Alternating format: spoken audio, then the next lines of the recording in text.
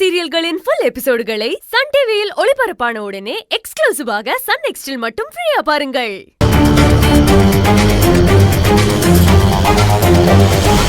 என்னக்கா left right ரெண்டு பக்கம் வருது, எந்த பக்கம் போறது? அப்படியே லெஃப்ட்ல திரும்ப.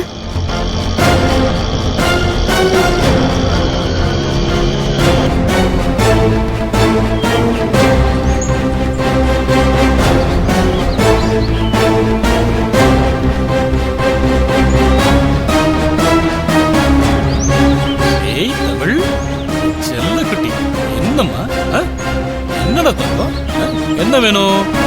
ஏய் தமிழ், மாமாட்ட சொல்லு, என்ன வேணும் உனக்கு? என் கண்ணு குட்டி, என்ன வேணும் சொல்லு, மாமா உனக்கு வாங்கிட்டு வரணும், சரியா?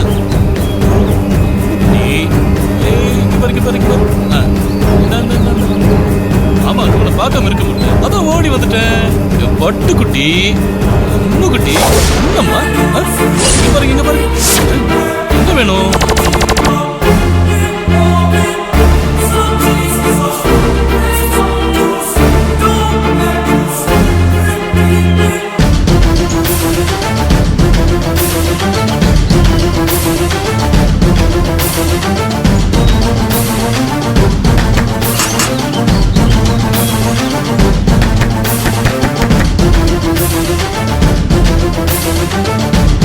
யாரு?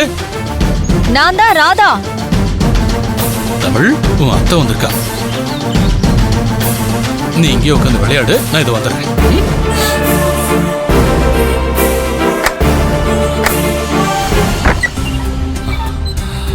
என்னங்க நீங்க இவ்வளவு நேரமா கதவை தட்டிட்டு இருக்க?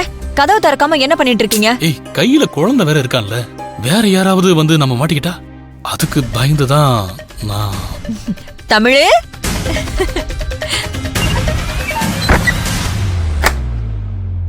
ஏ செல்லக்குட்டி, தமிழ் குட்டி என்ன செய்றீங்க? தமிழ் குட்டி என்ன பண்றீங்க? அத்தை வந்துட்டாங்க. ஐயோ,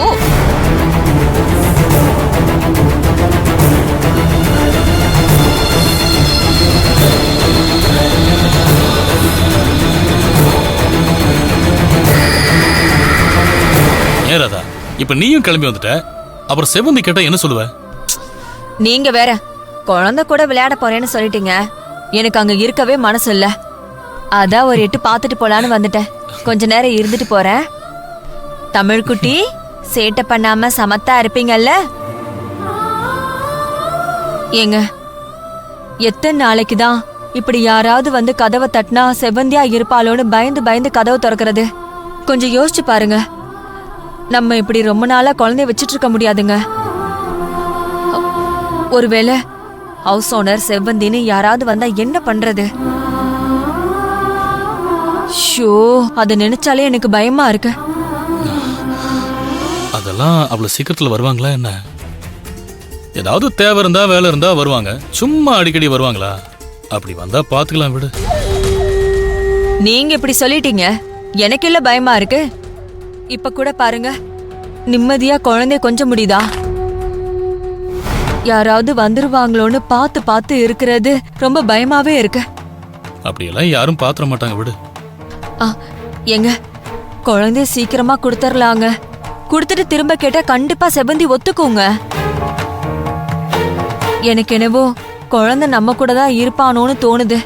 கொடுத்துடலாம். ரொம்ப நாள் நாமளும் இதை பண்ண போறது இல்ல, சீக்கிரமே கொடுத்துடலாம். அந்த சீக்கிரம் என்னைக்கு வரும்னு தான் எனக்கும் ஒன்னும் புரியல. திடீர்னு இப்ப யாராவது வீட்டுக்கு வந்து குழந்தை எப்படி வந்துச்சுன்னு கேட்டா, ஐயோ, நாக்க புடுங்கி செத்தரலாம் போல இருக்கும். நான் தான் சொன்னல ராதா, அப்படி யாரும் வரமாட்டாங்கன்னு. எதுக்கு திரும்ப திரும்ப அதையே பேசி குழம்பிக்கிட்டு இருக்க? ஆமா, இப்ப நீங்க இப்படிதான் சொல்லுவீங்க. அன்னைக்கு திடீர்னு செவந்தி வந்து நிக்கல,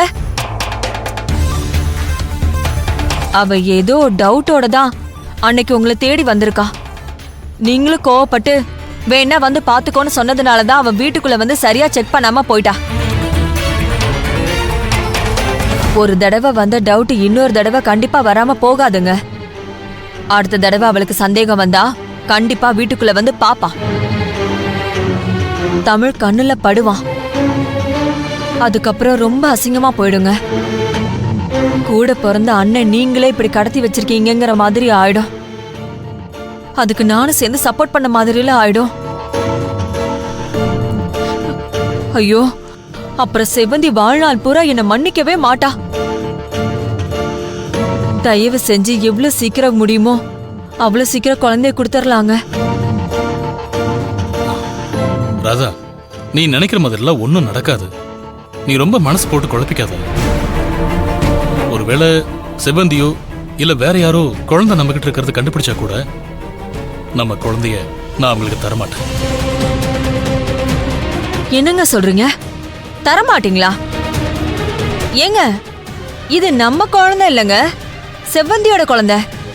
அது எப்படி தரமாட்டேன்னு நீங்க சொல்லுவீங்க? எதுக்கு தரணும்? எதுக்கு தரணுங்கிற? அவகிட்ட கொடுத்தா அவ ஏதோ கடையில கிடைச்ச பொருள் மாதிரி அந்த பூர்ணிமா கிட்ட கொடுத்துருவா. பூர்ணிமாட்ட கொடுக்கறதுக்கு இந்த குழந்தை இவ்வளவு நாள் கஷ்டப்பட்டு காப்பாத்திட்டு இருக்கோம். பூர்ணிமா வளர்க்கறதுக்கு நம்மளே இந்த குழந்தையை நல்லபடியா வளர்த்தரலாம். பூர்ணிமாவை விட நாம ரெண்டு பேரும் எந்த விதத்துல தகுதி குறைஞ்சு போயிட்டோம்?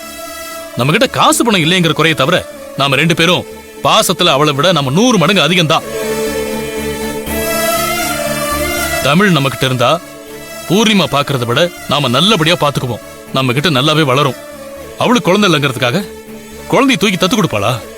ஏன் நம்மளுக்கு தான் குழந்தை இல்ல? அதே காரணத்தை சொல்லி நானும் கேக்குறேன். எவ்வளவு நாள் குழந்தை காணும் தேடினீங்களே, குழந்தைய நாங்க தான் வச்சிருந்தோம். நானும் ராதாவும் உன்னோட குழந்தைய நல்லா தான் பாத்துக்கிட்டோம். இதே மாதிரி வாழ்க்கை முழுக்க நல்லா தான் பாத்துப்போன்னு சொல்லி கேட்போம். அதுக்கப்புறம் நடக்கிறது நடக்கட்டும். இனிமே யார பத்தியும் எனக்கு பயம் இல்ல, எதை பத்தியும் கவலையும் இல்ல. நம்ம குழந்தையவன் நம்ம கிட்ட தான் இருப்பான். மாட்டும் போது மாட்டிக்கலாம், விடு. அது வரைக்கும் தைரியமா சந்தோஷமா நாம இந்த குழந்தையை வளர்ப்போம்.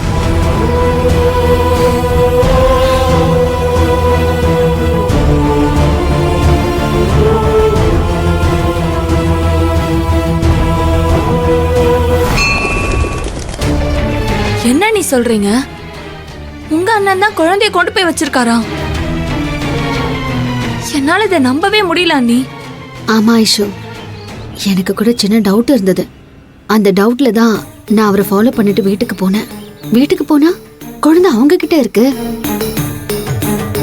அண்ணி குழந்தைய செவந்தி கிட்ட கொடுத்துருங்கன்னு சொல்றாங்க. ஆனா அண்ணன் கொடுக்க முடியாதுன்னு சொல்றாரு. என்ன நீ இப்படி சொல்றீங்க? குழந்தை அங்க இருக்குன்னு தெரிஞ்சிருச்சு, அதுக்கப்புறமும் நீங்க சும்மா வந்திருக்கீங்க. உங்க அண்ணன் கிட்ட பேசி குழந்தைய தூக்கிட்டு வர வேண்டியதானே? நானும் அப்படிதான் நினைச்சேன். ஆனா அதுக்கப்புறம் எங்க அண்ணன் பேசின பேச்ச கேட்டதும் எனக்கு என்ன பண்றதுன்னே தெரியல. உங்க அண்ணன் என்ன பேசினாரு? குழந்தைய கேட்டா கூட எங்க அண்ணன் தர ஐடியால இல்ல.